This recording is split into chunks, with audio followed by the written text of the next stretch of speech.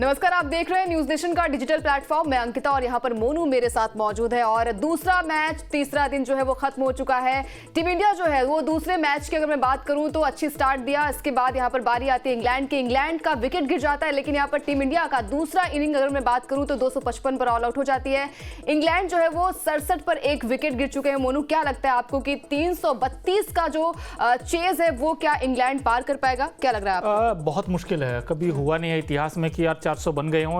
But England की दिक्कत ये है कि इंग्लैंड के पास जो बैटिंग है उसमें उस तरीके के रन नहीं आए। ओली पोप ने जरूर बनाए थे पहले हैदराबाद टेस्ट में, लेकिन उसके बाद अब चैलेंजिंग रहेगा इंग्लैंड के लिए। 400 का पहाड़ जैसा टारगेट फिलहाल 67 बना चुका है, जैसे आपने बताया 332 रन उनको बनाने होंगे। लेकिन टीम इंडिया को तो सिर्फ 9 विकेट चाहिए, लेकिन 9 में भी 3 विकेट बड़े चाहिए। आपको जैक क्रोली चाहिए, जो रूट चाहिए और बेन स्टोक्स। आप मैच जीत गए। मुझे लगता है कि यार इंडिया इस वक्त 70% इस मैच में आगे है। बिल्कुल आगे है, क्योंकि देखिए आपके पास मैच विनिंग बल्लेबाज आने के शुभमन गिल का बल्ला जो है वो इस मैच में अच्छा खासा बोला है। और जब जब भी बात होगी इस बल्लेबाज की तो वो इनिंग याद आएगी, क्योंकि नंबर 3 पर अगर हम बात करते हैं मोनू, तो नंबर 3 पर उनके बल्ले से न कि नहीं 50 आई थी, ना ही शतकीय पारी देखने को मिली थी। लेकिन आज के मैच में जो प्रिंस है ना, वो चमका है विशाखापट्टनम में। और कहीं ना कहीं गिल का इस तरीके से बल्लेबाजी करना उनके लिए भी पॉजिटिव साइन है, क्योंकि कई दिनों से हमने देखा था कि क्रिटिसाइज किए जा रहे थे आलोचकों के द्वारा। तो क्या लग रहा है आपको कि गिल जो है वो नंबर 3 पर फिट हो चुके हैं?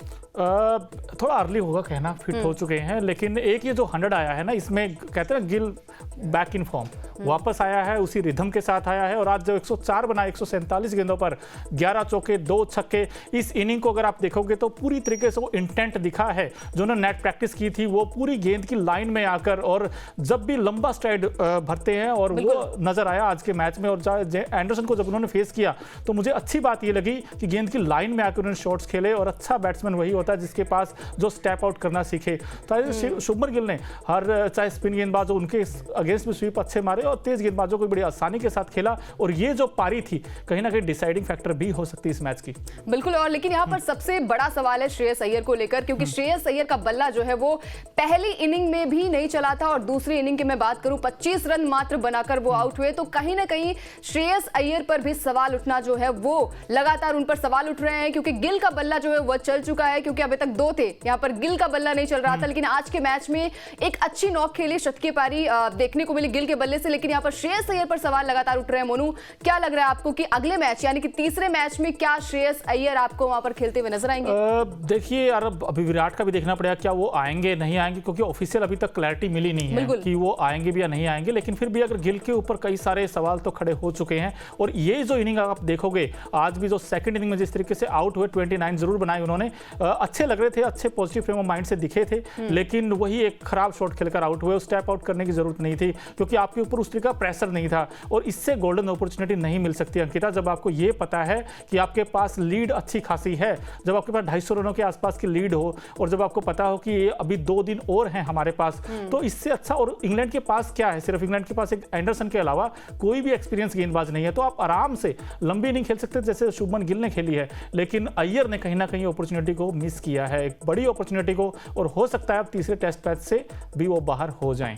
बिल्कुल, यहाँ पर हमने बात कर ली गिल की और यहाँ पर हमने बात कर ली रोहित शर्मा की भी। लेकिन बात करने वाली होगी यहाँ पर कैप्टन यानी कि रोहित शर्मा की भी बात करने वाली बात होगी मोनू, क्योंकि लगातार हम बात कर रहे थे कि कप्तान साहब का बल्ला जो है वो नहीं चल रहा है। पहले मैच में भी हमने देखा कि वो रन एक बड़े स्कोर में तब्दील नहीं कर पाए थे। और सेकेंड मैच में भी पहली इनिंग में मात्र 14 रन बनाकर और दूसरी इनिंग में मात्र 13 रन बनाकर वो आउट हो जाते हैं। तो कहीं ना कहीं ये नंबर्स जो है वो ना फिट नहीं बैठते इनके नाम को लेकर। बिल्कुल। और पिछली 8 पारियों में अगर आप देखोगे तो 100 तो छोड़ दीजिए, 50 तक भी नहीं आए हैं। और रोहित का जो डिसमिसल था, मैं कहता हूं मैजिकल गेंद डाली थी उन्होंने, एंडरसन ने, बहुत ही अच्छी गेंद थी। और क्रेडिट देना चाहिए हमें एंडरसन को भी, क्योंकि वो एक्सपीरियंस मैटर करता है आपके पास। जब आपको पता है कि यार इंडियन कंडीशन में कैसी गेंदबाजी की जाती। 41 ईयर के हो चुके हैं एंडरसन, और 694वां ये शिकार था रोहित का, जिस तरीके से उन्होंने आउट किया।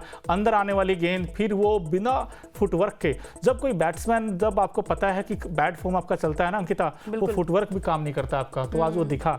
तो पहला इनिंग में लैजी शॉट खेलकर आउट हुए, लेकिन आज तो चारों खाने चित थे, मतलब उस गेंद पर कुछ नहीं कर सके, सिर्फ हक्का बक्का रह गए। और अगली जो गेंद डाली जायसवाल के पास भी उस गेंद का कोई जवाब नहीं था। सो आई थिंक एंडरसन की जितनी तारीफ करे उतनी कम थी, बहुत अच्छी गेंदबाजी की। और अब देखिए रोहित हो चाहे जायसवाल हो, लेकिन जो गिल ने पारी खेली है उसकी तारीफ बनती है आई थिंक। और उसके बाद फिर केएस भरत के ऊपर भी सवाल है वैसे, क्योंकि केएस भरत की 50 तक नहीं आई है, 6वां या 7वां मैच है उनका टेस्ट मैच की हम बात करें, क्योंकि केएल राहुल को भी इस टीम में है ना अंकिता, तो केएस भरत के ऊपर भी दिक्कतें हो सकती हैं।